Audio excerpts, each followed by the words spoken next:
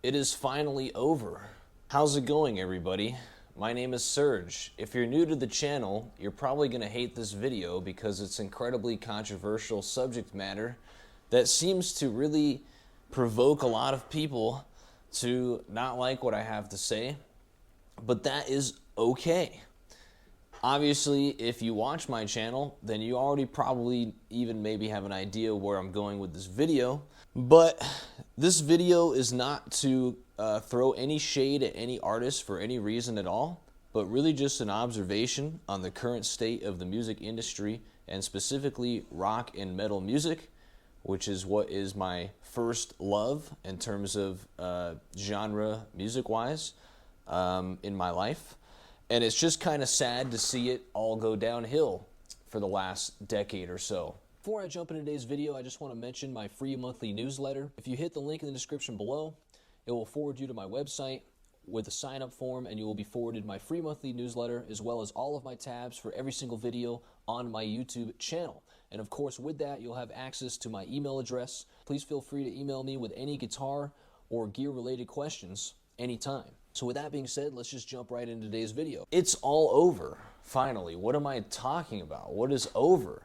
Well, Ozzy Osbourne just played his final gig. We'll actually see if that is final, knowing how a lot of these bands, do these kind of farewell tours. But that's kind of what I'm going to talk about today a little bit. And this is not shade thrown at Ozzy, because I want to preface that I actually am a big Ozzy Osbourne fan. I might not be the biggest Ozzy fan, but I'm a pretty big fan, especially the first two, actually probably like the first three solo records with Randy on them, and then the, Bark at the Moon, obviously, as well. I think that's Brad Gillis and Jake E. Lee. I think Brad Gillis on the recording, Jake E. Lee's on the tour. Something to that effect. Leave a comment if you know the for sure answer. But being that we have had rock in a decline for the last 10 years or so, it kind of has shown all of these legacy acts to be a real cash cow. Now, I'm not really throwing shade to Ozzy, but from a personal experience, which I will share with you, when I was 14 years old, I want to say, yeah, maybe 13 or 14, I can't remember, I saw Black Sabbath's farewell tour when they put out the album 13. And I believe that was back in 2013, if I'm not mistaken. I was a freshman in high school, or was about to be, something to that effect, and I saw them at a huge stadium. I actually had some really awesome seats because my friend invited me, and she had like a suite at the stadium, so the whole thing was catered, own everything. It was pretty awesome, actually. That was a very memorable concert that I went to. And at the time, I wasn't really like a huge Black Sabbath fan. I never really have been a huge Sabbath fan. I mean, I like the hits, but I remember thinking, wow, this is kind of a privilege. You get to see Black Sabbath, on their final tour.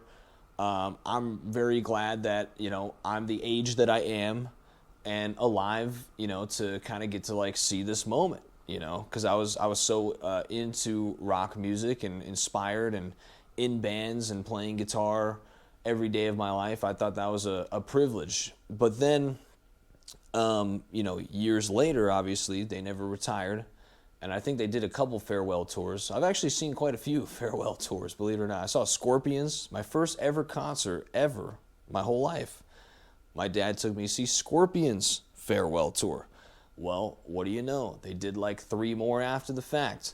Now, I'm not going to fault anybody for wanting to make money, because I totally get it. I mean, if you have a successful farewell tour, why not just keep touring? Maybe you get the spark back in you again, in your older years there. Maybe you're like, hey, you know what? I actually don't want to quit touring, and this made me realize that I love to still do this, and we should all, have fun, which that makes sense to me. But farewell tours have really become now almost a caricature of itself. I genuinely feel like if you are going to call it quits, you better think really long and hard about that decision. So that way you don't mislead a bunch of fans and make them jaded like me.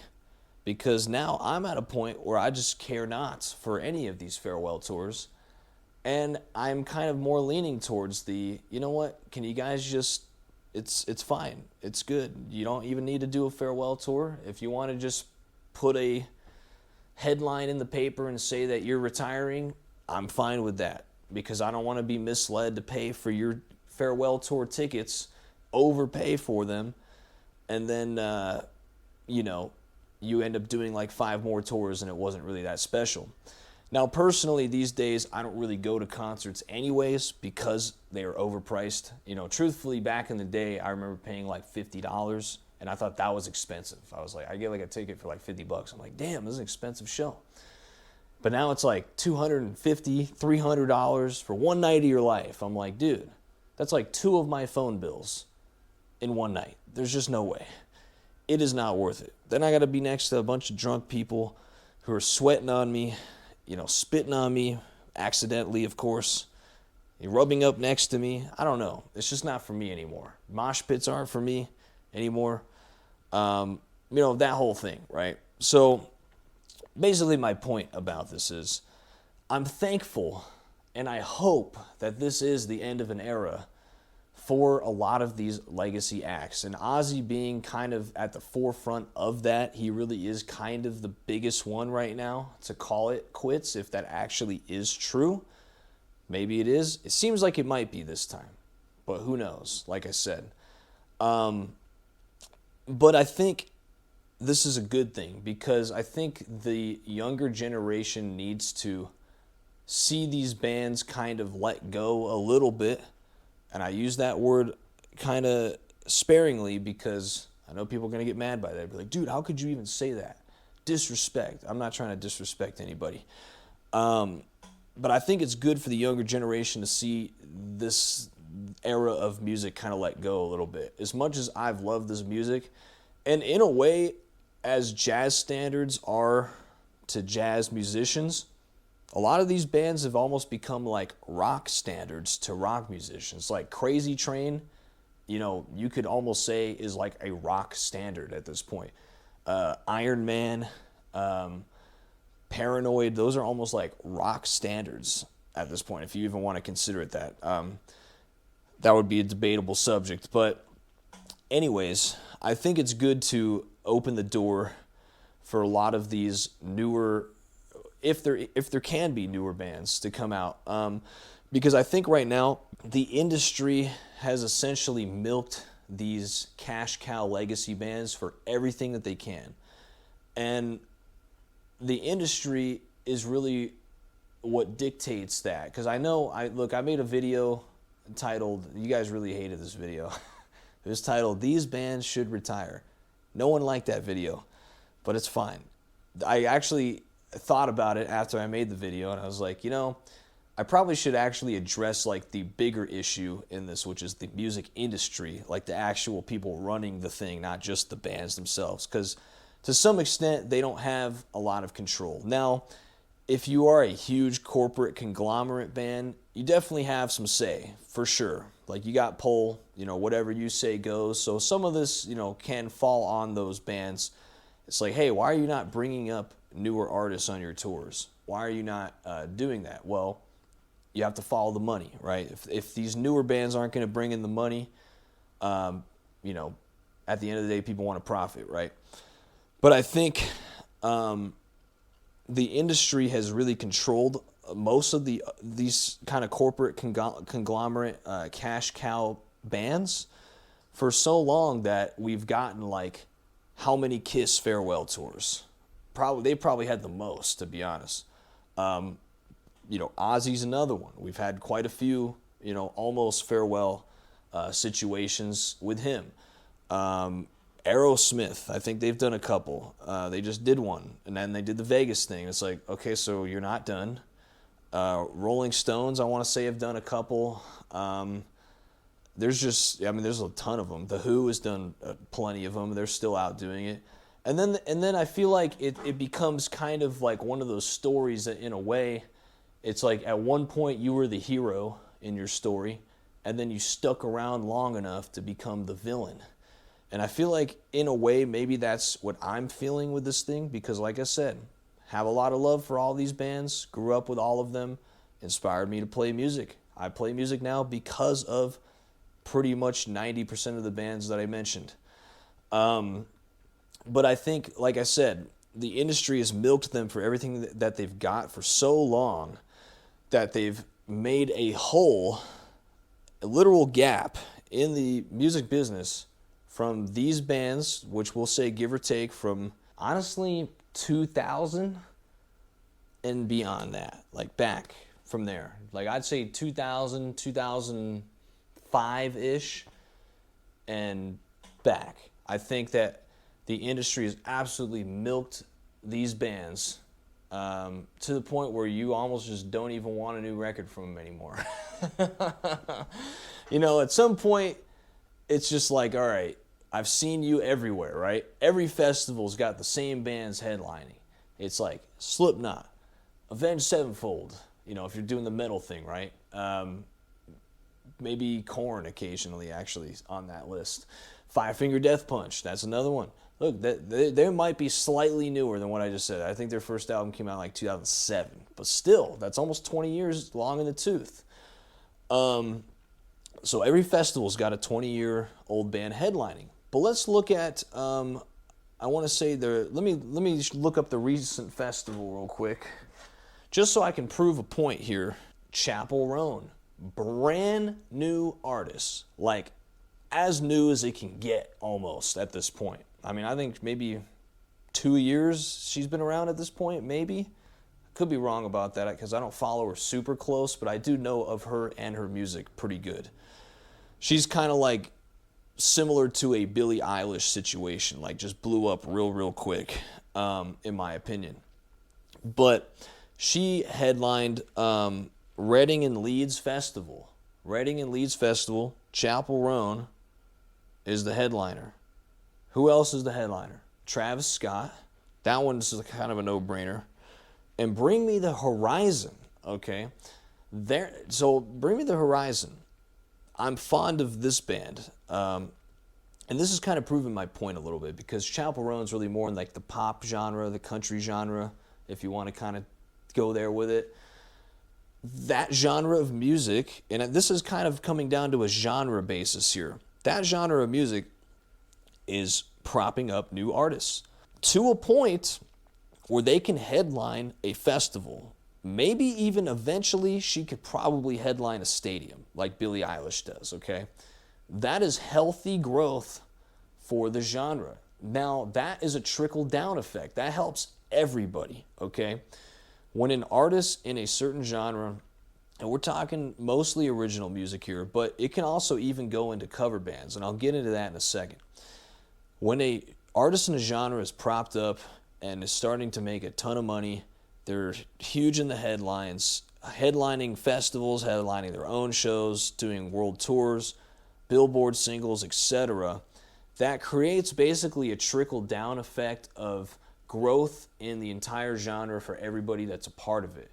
That goes from the biggest tiers to the smallest tiers, meaning like, let's put it into this perspective. If you're a session musician, let's say your whole life you're a session musician, you want to play country, or you want to, you're into pop. Now that's common. So let's say you're into pop or whatever. You actually have a very likely chance of getting work in the preferred genre of music that you like because this artist is making essentially a healthy boom for the genre, which is a trickle effect now not only for this artist, but other artists to come up and also experience some of that success as well. Now, a lot of the times you'll get artists that sound the same as that artist, or they're kind of like a copy in a way, or, etc. That always happens with the big artists, but it's actually like a healthy thing for genres of music to go through. Because, of course, now that music's popular, it's fresh, it can reach a new audience of people for another generation to come, meaning like if you're my age now, which I'm going to be 26 here in a couple weeks, and this music resonates with you, then you are going to carry that love for that music the rest of your life, more than likely. you're going to be the guy who's as old as your parents paying for that show when you're their age now. And that is actually healthy growth for the genre, okay? Another example is, like I said, with the session musicians. You have healthy growth for your career as a musician. You will be able to ride that wave for definitely long enough, and it'll have just plenty of opportunities to come with that. If you're in a cover band, now you actually have some fresh material to perform. Now, I'm not saying that a lot of people want to be in cover bands, but I'm just kind of putting that out there. A good way to see what's actually popular for real, is like go to some local bar and just see a cover band perform. And most of the material, like if they're a top 40 band or something like that, or even like a wedding band, you're going to know like what actually is popular right now. Meaning that if they're performing hits that are like current now from a certain artist, you're going to know. If the genre of music they're performing, the hits are from like 2005, you're going to know like, hey, there's a gap right now in this music. Nothing, Billboard topping has come out. So this pretty much brings me to my point that the rock metal genre has created a bubble for themselves. You can almost like relate this in a way to like the housing market.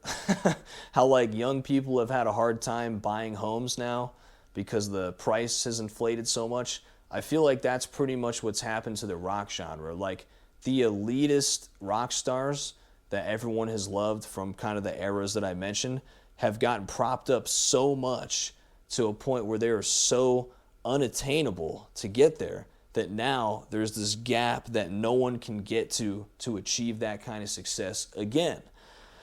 This brings me though to a band, like I said earlier, that I'm very fond of, which is Bring Me the Horizon. They are not everybody's cup of tea, and honestly, they actually weren't my cup of tea for a long time. But they started out as literally, essentially a death metal band, or deathcore, back in when I was in high school. Then they changed to metalcore for a couple albums, put out the Sempiternal album, or Sempiternal is how it's pronounced. They put out that album, which was probably their best work, honestly. Love that album. And then started adapting their genre over time. And I feel like they were a good reflection of like what's popular right now. In a way, they've kind of invented what's popular, being that they're actually headlining festivals still. But now let's take into account that they're almost hitting around the 20-year mark. Pretty close to it. Maybe at least 15 years for sure with Bring Me the Horizon. So they're not really a new band anymore. But they've done a really good job adapting to the climate and staying relevant. And I think that's what the industry has not propped up. People have not propped up making things stick anymore. Everyone's kind of been living in the dark ages. And there's a lot of elitism in the genre, frankly. I mean, there's a lot of people that are like, hey, if your riffs don't sound like this, if you have a solo here, then you suck. If you don't have a solo here, then you suck and you're not accepted. It's like you can't win either side of the argument with rock or metal, okay? While the elitism exists, the industry has kind of helped that happen by, again, not putting newer artists into positions where they can actually get to that point to headline a festival, to headline a stadium, to go on tour with one of these bigger legacy acts to kind of find a new audience. Now, some might say, okay, but these legacy acts, they don't have, these are going to be an older crowd. Like, what are you talking about? These artists are not going to get a new audience from these crowds. Well, that is not true. When I started teaching, I remember Stranger Things. This was like around like when I was still back in Nashville. That Stranger Things show came out and they had the Master of Puppets or something. Like, I never watched the show, but I guess they had like Master of Puppets in the show. And all of a sudden I just started seeing like a bunch of my students listening to Metallica and like coming into lesson with Metallica shirts and buying the BC Rich that I guess the kid played in the show, which kind of shows me that actually there is a lot of young people that want that music. They just don't have a new artist to latch onto, so they got to latch onto the stuff that's been popular.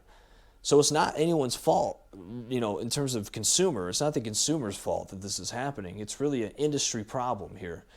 And I don't necessarily have a solution, off the top on how to fix that problem, other than when I see stuff like Ozzy retiring and all these kind of legacy bands coming together to perform, I'm not like overly excited about that. I know a lot of people are like, man, this is awesome. For me, I'm kind of like, okay, that's actually might be a step in the right direction to kind of like let the other shoe fall and open that gap to let some of these new artists in and give it a chance, feel that inspiration. So anyways, maybe you'll hate this video.